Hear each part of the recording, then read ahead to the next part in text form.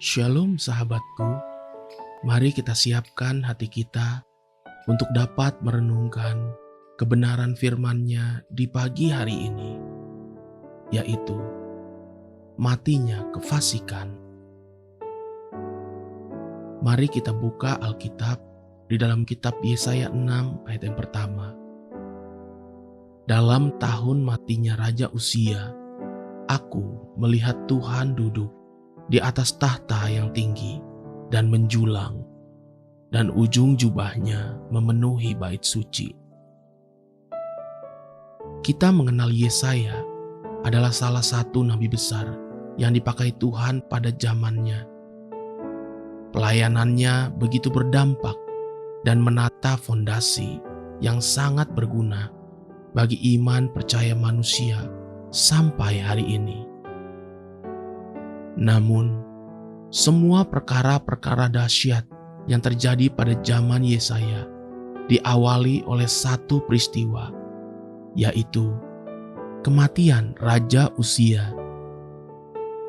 Siapakah Raja Uzia? Dalam 2 Tawarik 26 ayat pertama sampai dengan yang kelima, menceritakan secara singkat awal kejayaan Raja Uzia. Demikian. Segenap bangsa Yehuda mengambil Uzia yang masih berumur 16 tahun dan menobatkan dia menjadi raja, menggantikan ayahnya Amazia. Ia memperkuat Elot dan mengembalikannya kepada Yehuda sesudah raja mendapat perhentian bersama-sama dengan nenek moyangnya. Uzia berumur 16 tahun pada waktu ia menjadi raja, dan 52 tahun lamanya ia memerintah di Yerusalem. Nama ibunya ialah Yekolia dari Yerusalem. Ia melakukan apa yang benar di mata Tuhan, tepat seperti yang dilakukan Amazia ayahnya. Ia mencari Allah selama hidup Zakaria, yang mengajarnya supaya takut akan Allah. Dan selama ia mencari Tuhan, Allah membuat segala usahanya berhasil. Namun hal itu tidak berlangsung terlalu lama dan terus-menerus. 2 Tawarik 26 ayat 16 menuliskan, riwayat akhir hidup Uzia demikian. Setelah ia menjadi kuat, ia menjadi tinggi hati, sehingga ia melakukan hal yang merusak.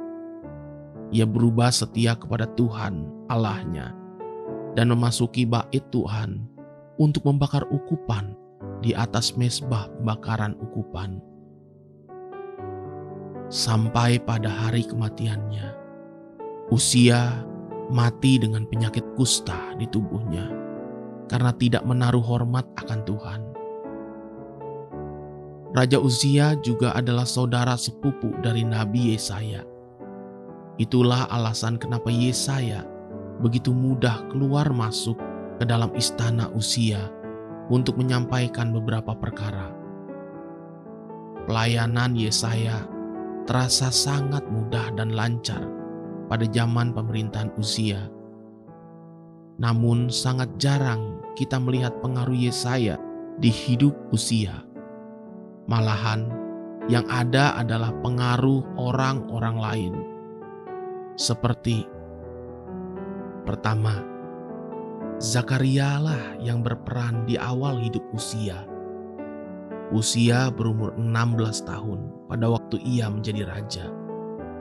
Ia mencari Allah selama hidup Zakaria, yang mengajarnya supaya takut akan Allah.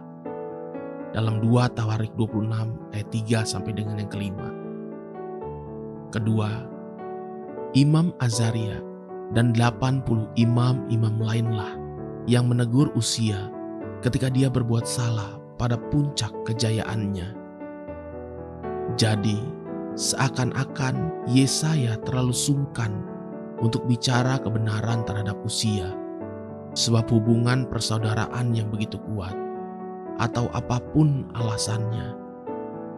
Kenyamanan yang diterima Yesaya pada zaman Uzia telah membuat dia tidak mampu menerima pernyataan Tuhan dengan begitu kuat. Baru sampai pada tahun matinya Raja Uzia, barulah Yesaya mendapatkan penglihatan akan Tuhan yang duduk di atas tahta dan ujung jubahnya menutupi bait Allah. Apakah hanya baru waktu itu jubah Tuhan menutupi atau menaungi baitnya? Bukankah Dia Allah yang adalah Immanuel, yang terus-menerus menyertai dan melindungi umatnya? Inilah buah perenungan kita pagi ini.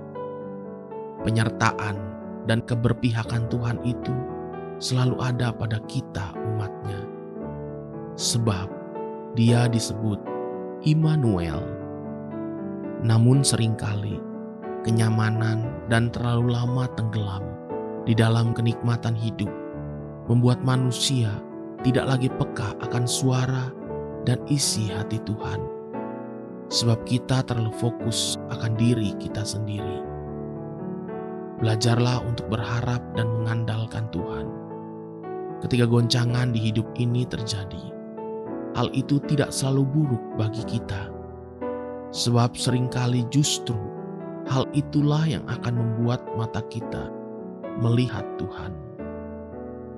Haleluya, sahabatku, mari kita sama-sama berdoa. Terima kasih Bapa Surgawi. Semua yang terjadi di dalam hidupku adalah karena kasih setiamu.